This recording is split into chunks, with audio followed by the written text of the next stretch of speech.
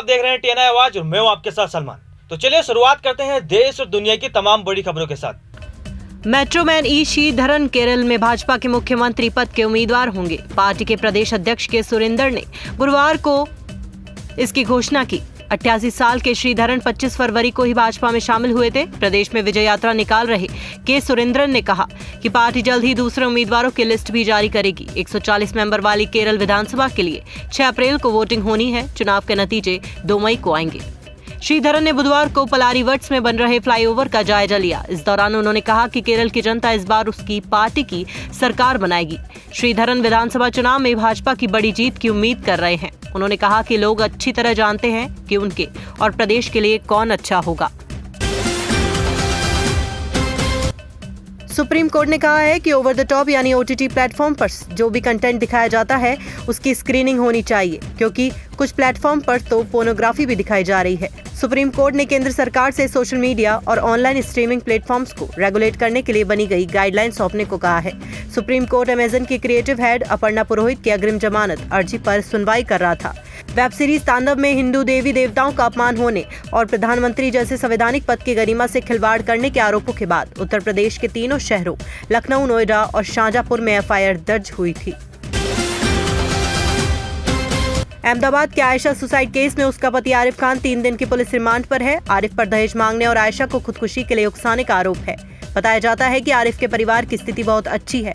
उनका जालोर के posh area में आलीशान मकान है।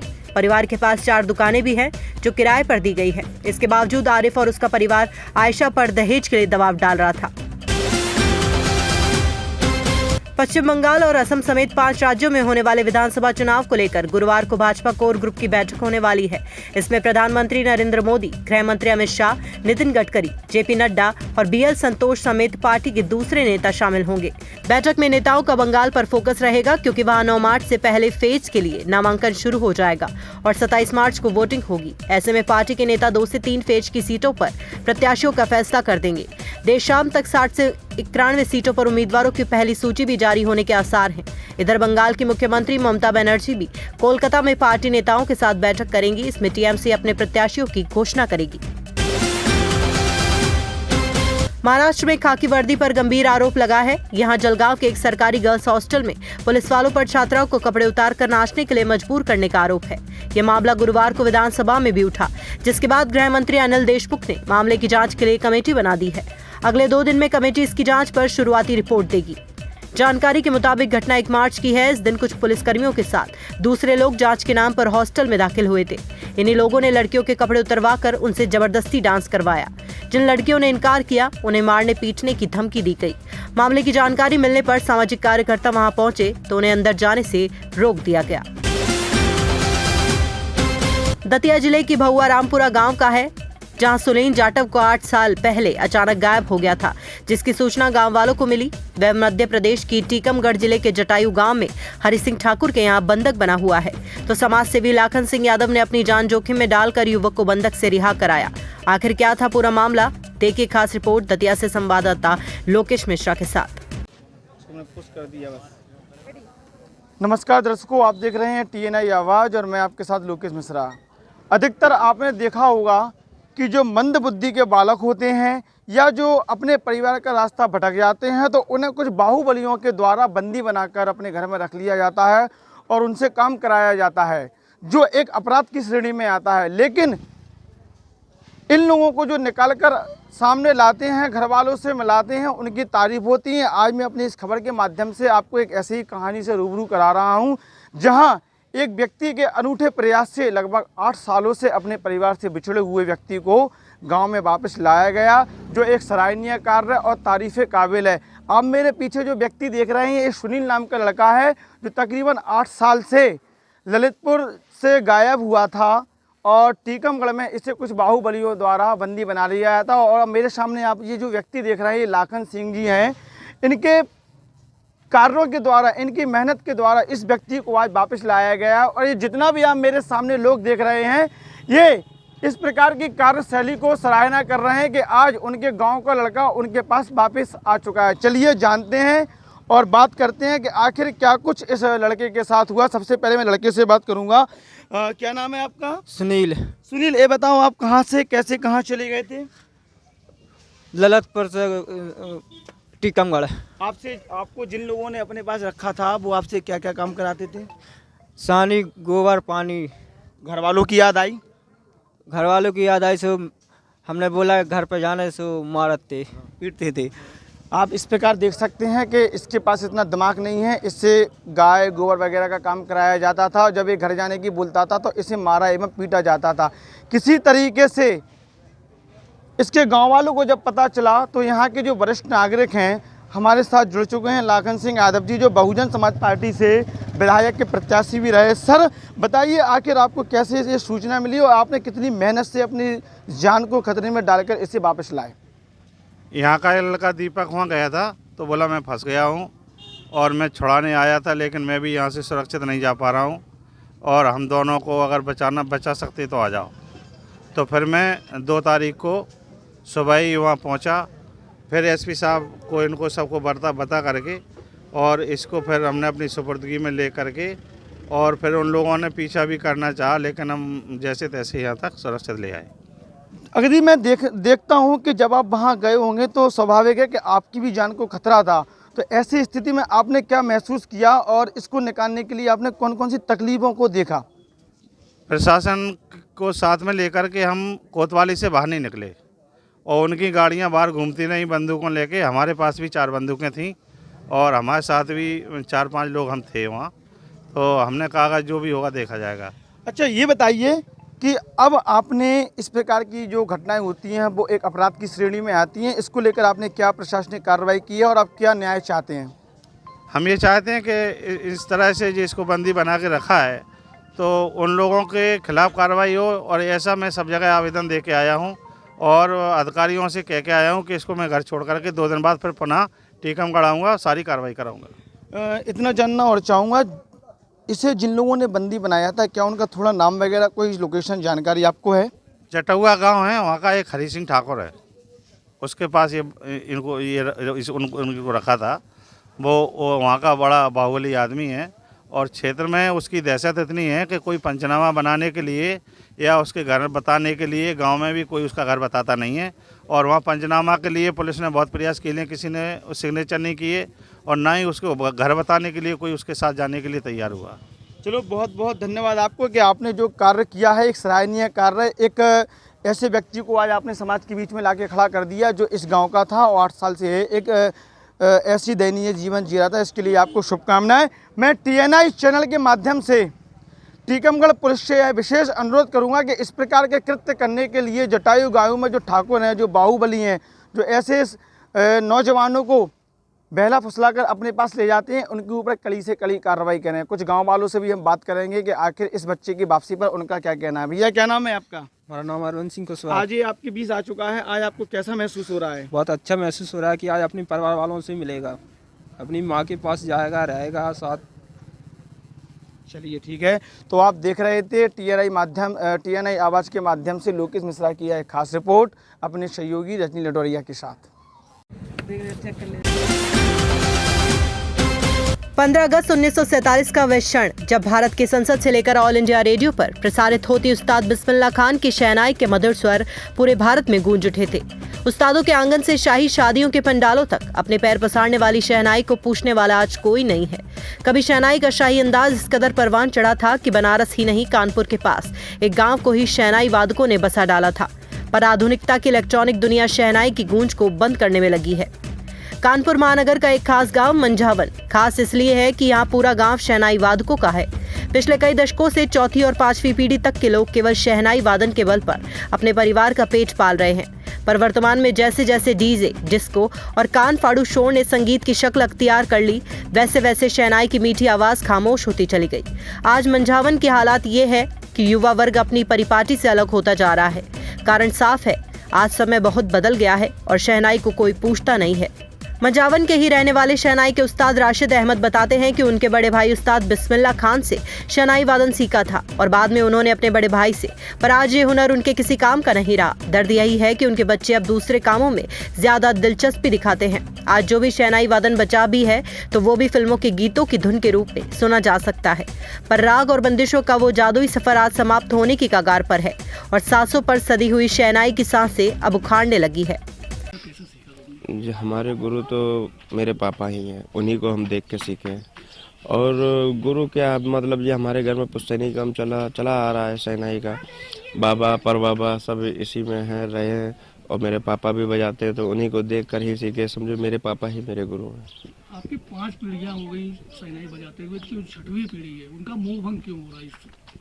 अब इतना काम ही नहीं रह गया ना शहनाई का, इतना काम ही नहीं रह गया शहनाई का ना। अब जैसे हम लोग देखते थे कि इंसान पहले बुलाते थे तो 10-10, 15-15 दिन, एक हफ्ते घर पर अपने बजवा रहे हैं शहनाई और आनंद ले रहे हैं शहनाई का, वो अब नहीं रह गया। अब केवल मात्र 100 पीस के लिए ही शहनाई रह गई है। केवल बस बुलवाया कि हाँ शहनाई लगी है दरवाजे पर, यानी कि बैठाल दिया जहाँ पंडाल लगा हुआ कि चलो कोई गेस्ट लोग निकल रहे हैं वो देख के चले जा रहे हैं, और बाकी अंदर डीजे बज रहा है और ऑर्केस्ट्रा बज रहा है। उसके आगे अब शहनाई की कोई मूल्य नहीं रह गया इसमें। बैंड और डीजे में अगर तुलना करें शहनाई से तो आप क्या मानते हैं?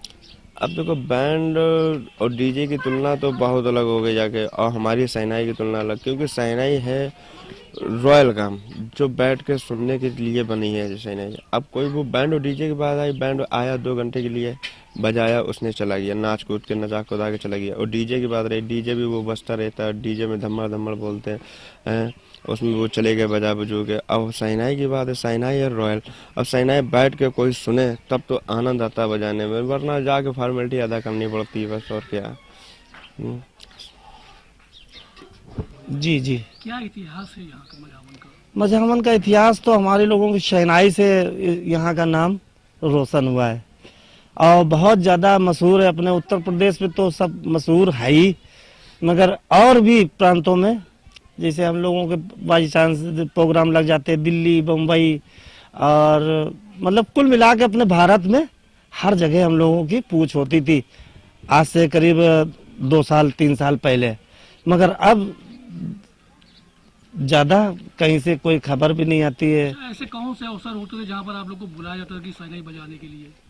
शादी और भी फंक्शन है, जैसे कोई नेताजी बन रहे हैं तो उस पे हम लोगों का वादन बजता था। जैसे कोई भयंकर नेता हो गए, जैसे विधायक, सांसद जी, मुख्यमंत्री जी, हमारे राजनाथ सिंह जो मुख्यमंत्री थे वो भी आए थे, तो हमारे राम आश्रय कुशवाहा जी की बेटी की शादी में आए थे, तो उनके सामने हम लोग बजा रहे थे।